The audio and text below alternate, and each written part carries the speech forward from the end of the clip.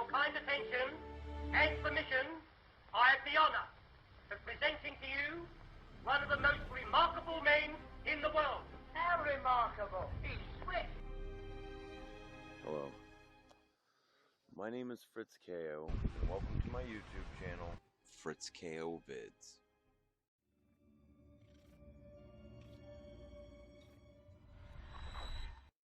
You want answers? I think I'm entitled. You want answers? I want the truth! You can't handle the truth! So, what is the pineal gland? The pineal gland is a pea-sized mass of tissue behind the third ventricle of the brain, secreting a hormone-like substance in some mammals. Of the endocrine organs, the function of the pineal gland was the last discovered. Located deep in the center of the brain, the pineal gland was once known as the third eye. Researchers are still learning about the full purpose of the pineal gland. They believe it most likely concerns melatonin, the only hormone that the gland is known to produce and release. The pineal gland produces melatonin, which helps maintain circadian rhythm and regulate reproductive hormones. Melatonin helps you sleep. Without it, you can't sleep. What is circadian rhythm? A circadian rhythm is any biological process that displays an endogenous and trainable oscillation of about 24 hours. These 24-hour rhythms are driven by a circadian clock, and they have been widely observed in plants, animals, fungi, and cyanobacteria. In layman's terms, humans and everything else on this planet are going to the beat of the same drum. Our pineal glands work with a circadian clock to keep everything on this planet in the same time patterns. Your circadian rhythm is a 24-hour biological cycle characterized by sleep-wake patterns. Daylight and darkness help dictate your circadian rhythm. Light exposure stops the release of melatonin, and in turn, this helps control your circadian rhythms. For being such a tiny structure, the pineal gland has a colorful and misunderstood history. It's considered a somewhat mysterious organ. Is there a connection with the pineal gland that links us back to the source, our creator? The pineal gland was once dubbed the third eye, which originated for many reasons, ranging from its location deep in the center of the brain to its connection to light. Also, the French philosopher and mathematician René Descartes was fascinated with the pineal gland. He even regarded it as the principal seat of the soul, and the place in which all our thoughts are formed. Located near the center of the brain, the pineal gland is a very small organ shaped like a pine cone, which is where it gets its name. It's reddish-gray and about 1/3 of an inch long. Pineal cells and neuroglial cells, which support the pineal cells, mainly comprise the gland. The pineal gland often appears calcified in X-rays, which is usually due to fluoride, calcium, and phosphorus deposits that build up with age. Has this connection to source and our higher self been deliberately blocked by our governments and the negative elite by means such as sodium fluoride in our water supply and toothpastes? Why do the elite, governments, church, NWO, etc., dating back to the dawn of human civilization, all worship and idolize the pineal gland? Rich elites and royalty of human histories past all the way back to ancient Sumerians knew about the pineal gland and circadian rhythm. These rich elitists use religion as a means to control the development of human societies, arts, sciences, schools, and skilled trades, basically everything. It's only in modern times that their control over the moron masses seems to be diminishing. Do our Rh-negative pineal glands work differently? That is a good question, one that I have searched the internet many times over for and found nothing. I would assume it does. If you guys know of anything related, please share that info in the comments section. Hit the like button and subscribe. Let us help each other to get to the bottom of this Rh negative origin mystery. I am Rh negative and wonder where my rare blood type originates from. I know I am not alone. Join me on my journey. Hit the notification bell so you can stay up to date with all my new Rh negative videos. Melatonin secretion is low during the daylight hours and high during dark periods, which has some influence over your reaction to photoperiod, the length of day versus night. Naturally, photoperiod affects sleep patterns. Melatonin blocks the secretion of gonadotropins, luteinizing hormone, and follicle-stimulating hormone from the anterior pituitary gland. These hormones aid in the proper development and functioning of the ovaries and testes. So somehow the pineal gland works with reproduction as well as sleep. As of yet, this is all we know about the pineal gland and what all of its functions are within the human body. The endocrine system and the pineal gland's full purpose is still a bit of a mystery. But research suggests that we're getting closer to understanding the pineal gland and more about the endocrine system as a whole. Who knows, it could be suppressed information that never will be disclosed to the public at large. Only time will tell. Okay, let's dive into the conspiracy theory that world governments are controlling mankind with fluoride. Is fluoride in our water the biggest public health cover-up of our times, or just truthers having a rant?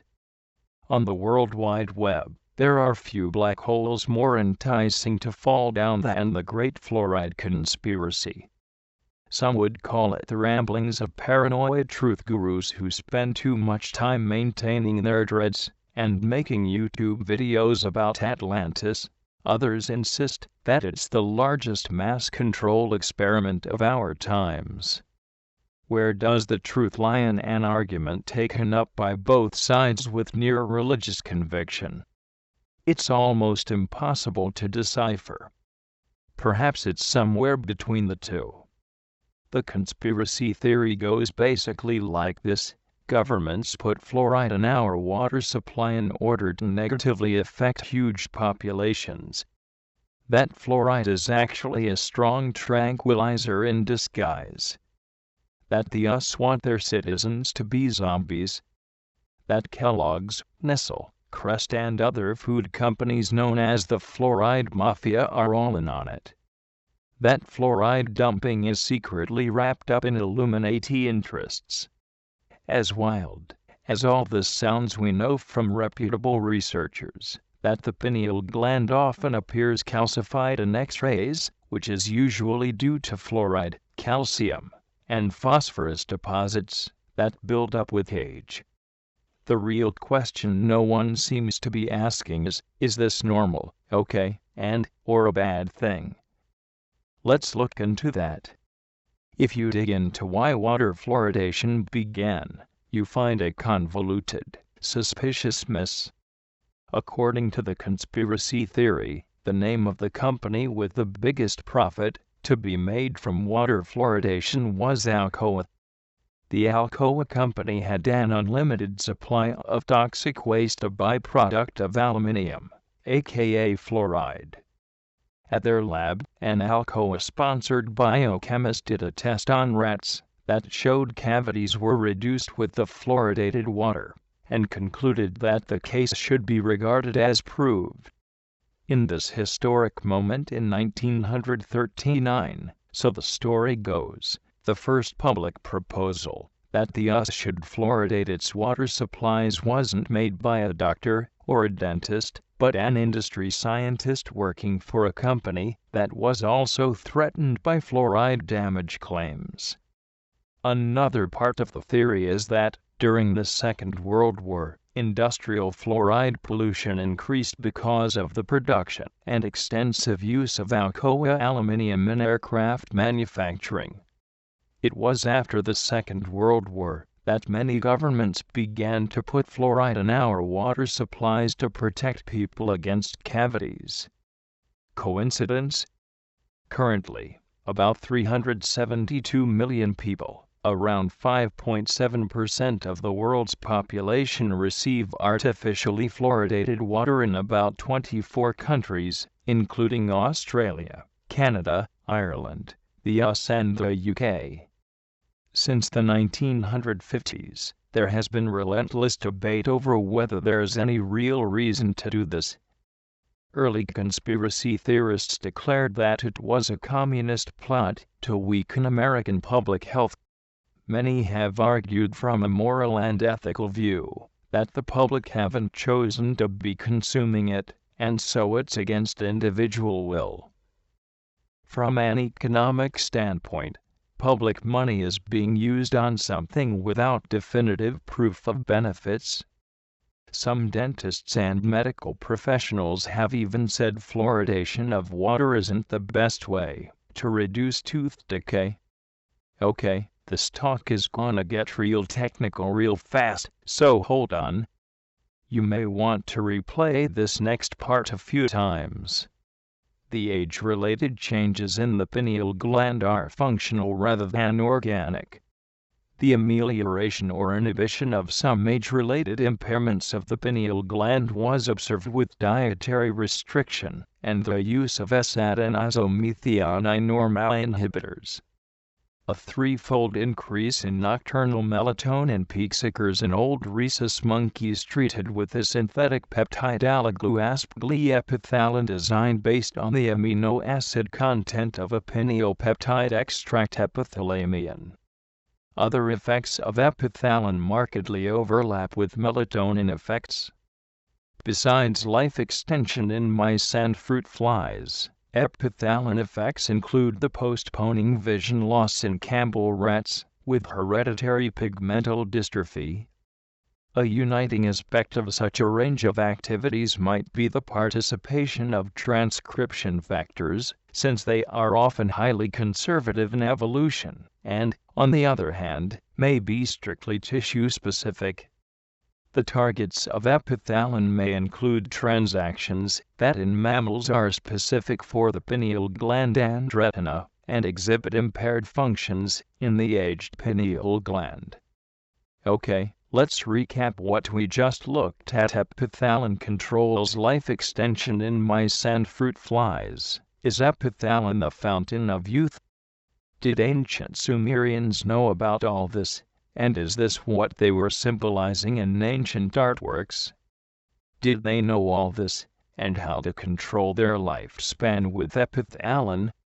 It would then make sense as to why some of their original kings were recorded to have lived for hundreds of years. The pineal gland is a neuroendocrine gland located at the center of the brain. It is known to regulate various physiological functions in the body through secretion of the neurohormone melatonin. Comprehensive characterization of the human pineal gland proteome has not been undertaken to date. We employed a high-resolution mass spectrometry-based approach to characterize the proteome of the human pineal gland. A total of 5,874 proteins were identified from the human pineal gland in this study. Of these, 5,820 proteins were identified from the human pineal gland for the first time. Interestingly, 1,136 proteins from the human pineal gland were found to contain a signal peptide domain, which indicates the secretory nature of these proteins. An unbiased global proteomic profile of this biomedically important organ should benefit molecular research to unravel the role of the pineal gland in neuropsychiatric and neurodegenerative. The tangled conspiracy gets even darker with comments on Reddit threads such as "Hitler used fluoride first." Annie Stevens, a writer for the Australian alternative news magazine, claims he was told by chemist and researcher Charles E. Perkins, who wrote the book The Truth About Water Fluoridation, that the Nazis envisioned a far-reaching plan of mass control and reduced population by using a medication in water that could cause sterility in women. Repeated doses of infinitesimal amounts of fluoride will in time reduce an individual's power to resist domination by slowly poisoning and narcotizing a certain area of the brain, thus making him submissive to the will of those who wish to govern him, Perkins wrote. He goes on to say, I say this with all the earnestness and sincerity of a scientist who has spent nearly 20 years research into the chemistry, biochemistry, physiology, and pathology of fluorine. Any person who drinks artificially fluorinated water for a period of 1 year or more will never again be the same person mentally or physically. There is no proof for this Nazi conspiracy theory. That does not mean there is not any truth in what is said about fluoride in this theory. Okay, so what do I take away from all of this? And what should you take away from all of this? Basically, it seems the pineal gland is being poisoned. Now whether that is being done intentionally or just happens is beyond where I'm at in this journey yet to be able to comment further. But there is evidence that fluoride messes up your pineal gland, and researchers says it plays a part in reproduction. So it is possible that chelates could be poisoning us all in an attempt to lower worldwide populations. That within the combination of lead in Flint, Michigan's water system, and other major American cities' water supplies, and all the poisons we ingest in our foods, could be the main cause of the rise of mental instability in our society and loss of fertility rates. If you haven't noticed, you haven't been paying attention. I hope this video gives you a lot to think about. It has me. Thank you for watching my videos. I hope you all are having a good spring. Get out of your house, soak up some vitamin D. You'll thank me. Have a nice day.